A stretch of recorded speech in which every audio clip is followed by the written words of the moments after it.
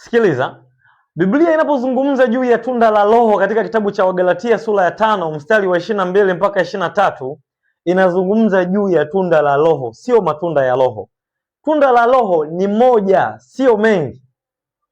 Tunda la Roho ni mfano wa chungwa. Unavyoona chungwa ukilimenya ndani inakuta lina pingili tofauti tofauti, lakini unapokuwa katika hali ya kawaida ni tunda moja. Sasa ni muhimu kufahamu kitu hiki. Katika jamii ya Kikristo, asilimia kubwa ni rahisi watu wengi kusikia mtu anasema ninaomba Mungu anijalie uvumilivu, naomba Mungu anijalie upendo. Sasa ni muhimu ufahamu kwamba nafsi yako haiwezi ikabeba uvumilivu wa kiungu, wala nafsi yako haiwezi ikabeba upendo wa kiungu, wala huwezi kusema katika tunda la Roho kusema kwamba natamani kuwa mtu mwema, Mungu anijalie kuwa mtu mwema. Kwa asili nafsi yako haiwezi ikabeba utu wema. Utu wema una gharama zake. Ni muhimu kufahamu kwamba mtu anapokuwa anayaomba hayo, anaomba matunda hayo. Ni matunda, it means ni matokeo au udhihirisho wa uwepo wa Roho Mtakatifu ndani yako. Sasa hauwezi ukachukua matunda ukaacha Roho.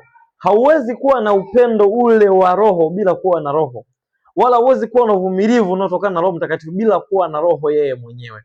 Kwa urahisi utagundua kwamba wewe unapaswa kuomba juu ya uwepo wa Roho Mtakatifu ndani yako, ndipo sasa uyapate hayo matunda. Jambo la mwisho kufahamu ni hili. Yupo mtu unaweza ukakuta labda ni mtu mwema, au labda ni mvumilivu, ana upendo lakini hana uvumilivu, au labda ni mtu mwema lakini hana kiasi, anakula na kunywa kila kitu, hawezi kujitawala katika mambo ya kiasi. Sasa hilo sio tatizo la Roho. Roho Mtakatifu haumpokei nusu nusu, ni kama Yesu, huwezi ukamvunja vunja, isipokuwa kwamba inapotokea mtu ana hiki hana, ni yeye ndiye ambaye hajajisalimisha kikamilifu, kwamba umejisalimisha, una upendo, una utu wema, lakini utakapojisalimisha katika hali ya ukamilifu, ndipo hilo tunda la Roho litajidhihirisha kwa ukamilifu wake. Lakini hauwezi ukapokea tu baadhi ya vitu ukapokea tunda nusu, haliji nusu. Roho Mtakatifu huja mzima. Unapomuona mtu anadhihirisha hiki hana, ni ishara kwamba hajajisalimisha kikamilifu.